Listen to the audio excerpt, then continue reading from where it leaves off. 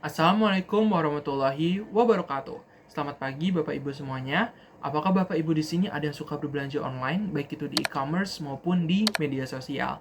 Nah, coba Bapak Ibu sekalian perhatikan deh kedua toko online yang saya berikan ini. Kalau dilihat sekilas, toko-toko ini terlihat menarik kan? Ada foto produk yang rapi, harganya murah, dan deskripsi dari tokonya juga meyakinkan sekali untuk kita langsung beli. Tapi, coba tebak, kira-kira ada yang aneh tidak dengan kedua toko ini? Ya, benar Bapak Ibu semua. Kedua toko ini sebenarnya adalah toko penipuan. Toko seperti ini memang sengaja dibuat menarik dan juga menggoda, tapi sayangnya tidak sedikit yang terjebak dan akhirnya ya kehilangan uang. Nah, belanja online memang jadi pilihan yang sangat praktis di era saat ini. Cukup lewat layar ponsel, kita bisa melihat berbagai barang menarik, mulai dari pakaian, elektronik, sampai kebutuhan sehari-hari. Tidak perlu keluar rumah, tinggal klik bayar dan barang pun sampai di depan rumah kita. Tapi di balik semua kemudahan itu, ada juga resiko yang seringkali kita abaikan. Tahukah Bapak Ibu sekalian, siapa kelompok yang paling sering menjadi korban penipuan online? Nah, berdasarkan data dari PT Bank Sentral Asia atau BCA, ibu-ibu ternyata menjadi golongan yang paling sering terkena modus penipuan online. Tepatnya ibu-ibu usia 21 hingga 35 tahun. Nah, akan tetapi, bapak-bapak usia 36-50 tahun juga masuk ke dalam golongan yang paling banyak menjadi korban penipuan online loh. Mengapa bisa begitu? Menurut Executive Vice President Center of Digital BCA, Ibu Wani Sabu, para pelaku penipuan memanfaatkan pola pikir dan kebiasaan kita dalam berbelanja. Apalagi ketika ada produk diskon atau barang-barang langka yang terlihat terlalu menggiurkan. Dan tentu saja mereka seringkali tampil sangat meyakinkan di media sosial. Saya yakin banyak dari kita pernah mendengar cerita dari teman atau saudara yang mengalami kejadian seperti ini. Atau mungkin ada yang pernah menjadi korban.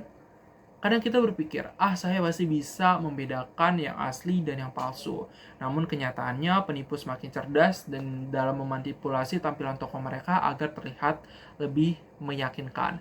Jadi pada hari ini, kita akan membahas mengenai belanja online dan resikonya. Kita akan membahas jenis-jenis penipuan yang umum seperti toko palsu di media sosial atau tawaran harga yang terlalu menggiurkan. Dan gimana sih cara menghindari penipuan belanja online. Nah, terakhir, langkah yang harus kita ambil jika kita tertipu. Nah, saya Aditya Fauzina Pratama, berikut adalah penjelasannya. Nah, sekarang kita akan masuk ke dalam poin pertama yang sangat menarik tentunya, yaitu apa itu berbelanja online dan resikonya. Saya yakin Bapak Ibu semua lebih paham apa itu belanja online sebelum saya menjelaskan. Dari salah satu artikel yang ditulis oleh Sony Indrajaya, belanja online adalah proses membeli barang atau jasa langsung dari penjual lewat internet tanpa perlu bertemu langsung.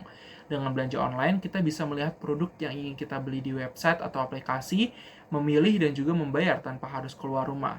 Kita hanya perlu perangkat seperti ponsel, laptop, dan komputer yang terhubung dengan internet. Namun, meskipun belanja online memiliki banyak kemudahan ya, kita juga tidak bisa mengabaikan adanya beberapa resiko. Sebab, semakin berkembangnya teknologi dan kemudahan akses, semakin banyak juga oknum yang memanfaatkan hal ini untuk tujuan yang tidak baik. Tentu saja kita ingin tetap bisa menikmati kenyamanan belanja online tanpa khawatir tertipu, bukan? Ada beberapa hal yang perlu kita waspadai saat belanja online seperti penipuan.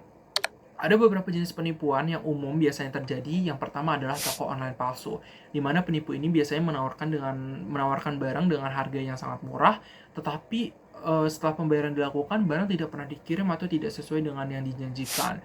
Nah, yang kedua itu biasanya penipu ini mengaku sebagai petugas ekspedisi atau bea cukai, di mana pelaku ini biasanya meminta biaya tambahan untuk mengeluarkan barang yang katanya ini tertahan di pihak ekspedisi atau bea cukai. Selanjutnya itu ada phishing, merupakan metode penipuan yang mengarahkan korban ke situs palsu untuk mencuri data pribadi atau informasi sensitif lainnya dari kita. Selain itu, penipu ini sering meminta data pribadi, password, atau kode OTP atau kode verifikasi dengan alasan ingin memberikan hadiah atau mengonfirmasi transaksi, padahal tujuan mereka untuk mengakses akun korban. Semua modus penipuan ini bertujuan untuk mengecoh pembeli dan juga mendapatkan keuntungan dengan cara yang ilegal, sehingga kita harus lebih hati-hati dan juga teliti. Nah, ada beberapa cara yang bisa Bapak Ibu lakukan untuk menghindari penipuan saat belanja online. Nah, yang pertama itu Bapak Ibu bisa berbelanja di marketplace-nya langsung dan pastikan berkomunikasi hanya melalui fitur chat yang disediakan. Hindari berbicara langsung lewat platform lain dan juga atau mentransfer pembayaran ke rekening pribadi penjual. Selalu pastikan juga transaksi dilakukan melalui aplikasi e-commerce yang resmi dan juga terverifikasi seperti yang ada di Google Play Store atau Apple App Store. Nah, selanjutnya periksa kembali nih, teliti lagi deskripsi produk, biaya tambahan, dan juga nomor rekening tujuan pembayaran. Selain itu, jangan pernah mentransfer uang rekening yang tidak dikenal, meskipun nama yang tertera di rekening tersebut mirip dengan penjual. Pastikan pembayaran hanya dilakukan melalui platform yang aman dan juga terverifikasi. Nah, Bapak Ibu bisa menghindari resiko penipuan dan juga berbelanja online dengan nyaman dan juga aman tentunya. Apa yang harus dilakukan jika kita kena penipuan online? Nah, ada beberapa langkah yang bisa dilakukan untuk melaporkannya, di mana Bapak Ibu sekalian bisa melaporkan polisi dengan membawa bukti lengkap seperti tangkapan layar atau screenshot atau rekaman percakapan. Bisa juga mengadukan melalui layanan Kementerian Komunikasi dan juga Digital di layanan kominfo.go.id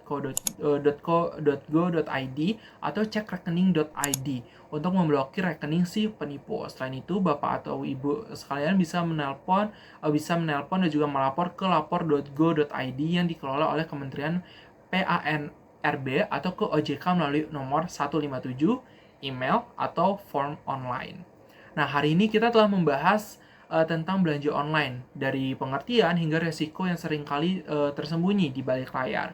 Kita mengenali jenis-jenis penipuan online yang sering terjadi seperti toko online palsu, phishing, dan juga penipuan yang berkedok petugas ekspedisi. Selain itu, kita juga telah mengetahui langkah-langkah untuk menghindari penipuan belanja online dan mengetahui cara melaporkan jika kita tertipu.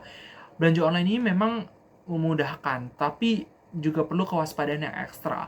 Dengan semakin canggihnya cara kerja penipu, penting bagi kita untuk terus berhati-hati dan juga mengenali ciri-ciri penipuan.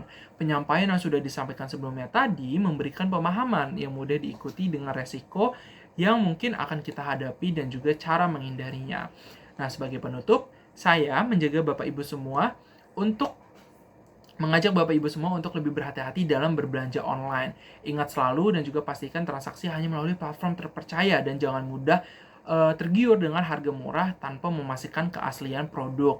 Jika menemui indikasi penipuan, jangan ragu untuk melaporkannya ke pihak yang berwenang. Mari bersama-sama menjadi konsumen yang cerdas dan berbelanja dengan nyaman dan juga aman. Semoga kita terhindar dari penipuan. Bila ada salah kata, mohon dimaafkan. Wassalamualaikum warahmatullahi wabarakatuh.